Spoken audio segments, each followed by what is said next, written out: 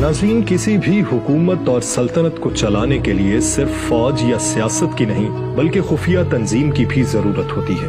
इस वक्त दुनिया का कोई भी मुल्क ऐसा नहीं जहां कोई खुफिया तंजीम या एजेंसी काम न कर रही। पाकिस्तान की खुफिया एजेंसी दुनिया की नंबर 1 एजेंसी मानी जाती है। इसी की वजह से पाकिस्तान बैरूनी ताकतों के नापाक अज़ाइम से महफूज है। ये खुफिया तंजीमें तो अब वजूद में आई हैं, लेकिन हम आपको उस तंजीम के बारे में बताएंगे जिसे दुनिया की सबसे पहली खुफिया तंजीम कहा जा सकता है, क्योंकि उससे पहले 1 या 2 शख्स या गिनती के कुछ अशखास किसी मुल्क की जासूसी के लिए काम करते थे। इस हवाले से बाकायदा तंजीम पहली बार तब अमल में आई जब उसका नाम एक्सिकल्स या सफेद दाढ़ी वाले रखा गया। ये नाम आपने ड्रामा सीरियल एर्तुगरुल में सुना होगा और इसके मशहूर किरदारों आरफीन भाई और आर्तुक बे से भी वाकिफ होंगे। आरफीन भाई और आर्तुक बे असल में कौन थे, ये तंजीम कब वजूद में आई और इस तंजीम का मकसद क्या था, और आज ये तंजीम किन ममालिक में काम कर रही है, ये सब जानने के लिए ये वीडियो आखिर तक देखिए।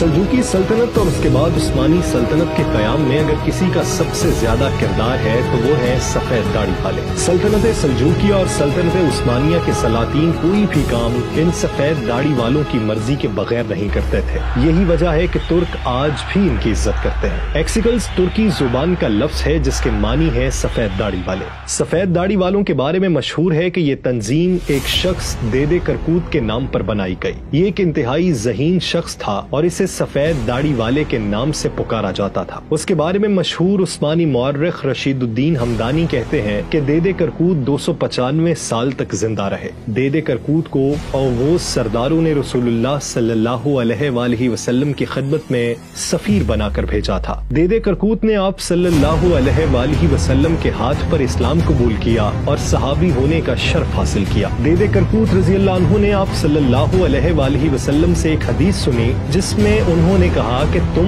यानी तुर्क मुसलमान जरूर कुस्तंतुनिया पता करोगे और वो एक अजीम लश्कर होगा और उसका कायद एक अजीम शख्स होगा। देदे करकूत रज़ियल्लाहु अन्हु जब वापस आए तो उन्होंने औगोस सरदारों को रसूलुल्लाह सल्लल्लाहु अलैहि वसल्लम की एक खुशखबरी सुनाई। औगोस सरदारों ने देदे करकूत रज़ियल्लाहु अन्हु की सरबराही में एक जमात तश्कील दी जिसका नाम सफेद दाढ़ी वाले रखा गया। इस तंजीम में तमाम ज़हीन बुजुर्ग शामिल थे। ये वो लोग थे जिनके इल्म दानिश और फहम फरासत से सब आगाह थे। इसके बाद औगोस सरदारों ने अपने अपने कबाइल के सबसे ज़हीन और बहादुर लोग इन सफेद दाढ़ी वालों की खिदमत में लगा दिए। ये लोग खुद को सफेद दाढ़ी वालों का भेड़िया कहते थे और शुरू में इनका निशान भी भेड़िया था। बाज़ रिवायात के मुताबिक इस तंजीम का नाम पहले बोरोबोदोन था जो बाद में एक्सिकल्स रखा गया। औगोस सरदारों ने इनके जिम्मे एक अहम मिशन लगाया जो मिशन था रसूलुल्लाह सल्लल्लाहु अलैहि वसल्लम की हदीस को सच साबित करना। इसके लिए इन सफेद दाढ़ी वालों ने कुस्तुनतुनिया में हाजिया सूफिया के सामने नस्ब मुजस्मे के हाथ में मौजूद ग्लोब को अपना हदफ बना लिया। उस गेंदनुमा ग्लोब को तुर्क सुर्ख सेब कहते थे। इसके बारे में मशहूर था कि जिस किसी का भी इस पर कब्जा होगा सारी दुनिया उसकी हुक्मरानी में आ जाएगी। उस वक्त एक जासूसी तंजीम अमल में आई जिसकी सरबराही सफेद दाढ़ी वालों के पास थी। सफेद दाढ़ी वालों ने इसी मुनासबत से कोडवर्ड मुंतखब किया, यानी एक शख्स पूछता ए मुसाफिर तुम्हारी मंजिल कहाँ है, तो दूसरा जवाब देता किज़ल एल्मा यानी सुर्ख सेब।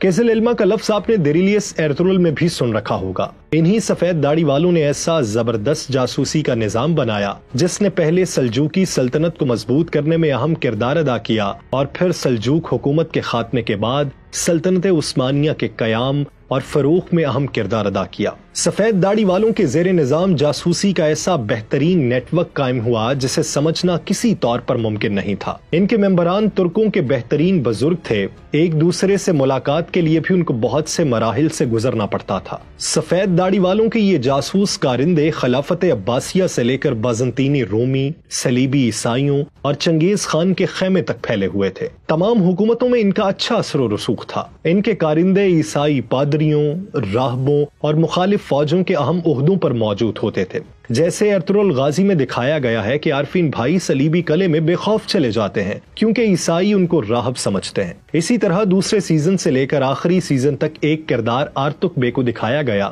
جو کہ ارطغرل اور سفید داڑھی والوں کے درمیان رابطے کا ذریعہ بنتے ہیں۔ عارفین بھائی کے بارے میں تاریخ مکمل خاموش ہے اور ان کے بارے میں کچھ معلومات نہیں ہیں۔ البتہ آرتک بے ایک سلجوق کمانڈر تھے۔ ان کی زندگی اس آرتک بے سے قطعی مختلف تھی جو دیریلیس ارطغرل میں دکھائی گئی۔ ان کے بارے میں اگر آپ جاننا چاہتے ہیں تو کمنٹ سیکشن میں ہمیں ضرور بتائیں۔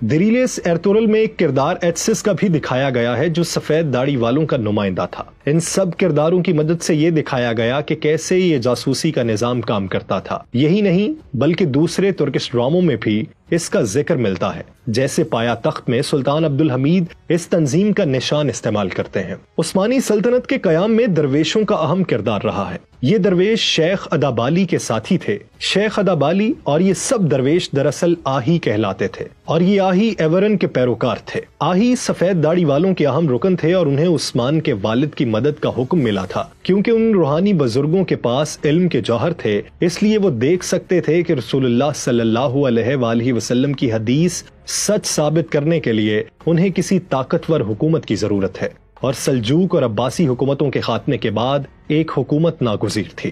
اس مقصد کے لیے انہوں نے عثمانی سلطنت قائم کی جس کے سلطان محمد ثانی نے 1453 میں قسطنطنیہ فتح کیا اور کیزل علمہ تک پہنچنے کا خواب پورا کیا۔ اس کے ساتھ ہی رسول اللہ صلی اللہ علیہ وآلہ وسلم کی پیشین گوئی سچ ثابت ہوئی۔ فتح قسطنطنیہ کے بعد سفید داڑھی والوں کا اثر و رسوخ ختم ہو گیا اور وہ تقریباً ختم ہو گئے۔ اس تنظیم کے خاتمے کے بعد بھی ان کی تعظیم کی جاتی رہی، یہاں تک کہ سلطان محمد ثانی نے ان کے نشان پر ایک قلعہ بھی تعمیر کیا۔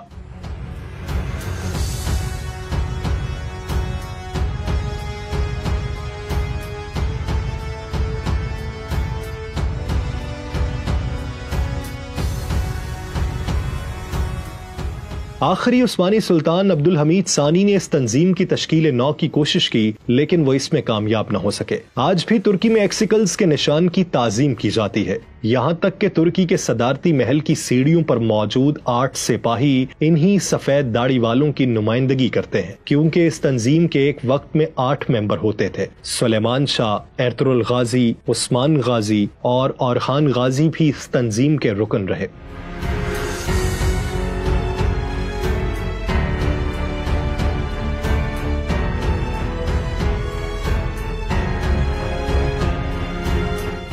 انیس سو 95 میں کرغزستان کے صدر اسکر اکوائچ نے صدارتی حکم جاری کیا جس کے مطابق ملک میں ایکسیکل کورٹس بنائی جائیں گی، جن کا کام خاندانی قوانین اور دیگر اسلامی قوانین سے متعلق فیصلے کرنا ہوگا۔ 2006 میں تقریباً 1000 ایکسیکل کورٹ سارے کرغزستان میں موجود تھیں، جو کہ اجداد کی نشانی کے طور پر قائم کی گئی تھیں۔ کچھ لوگوں کا یہ کہنا ہے کہ یہ تنظیم آج بھی کام کر رہی ہے، یا ترکی کے صدر رجب طیب اردوان اس کو دوبارہ قائم کرنا چاہتے ہیں، کیونکہ 2023 کے بعد ترکی پر سے پابندیاں اٹھ جائیں گی اور اس صورتحال میں خلافت عثمانیہ کے احیاء کی بھی باتیں ہو رہی ہیں، اور ممکن ہے طیب اردوان دوبارہ اس تنظیم کو قائم کر لیں اور خلافت کے قیام کے بعد تمام مسلمان ایک مرتبہ پھر متحد ہو سکیں۔ آپ اگر خلافت عثمانیہ کے قیام کے حق میں ہیں تو کمنٹ سیکشن میں اپنی رائے کا لازمی اظہار کریں۔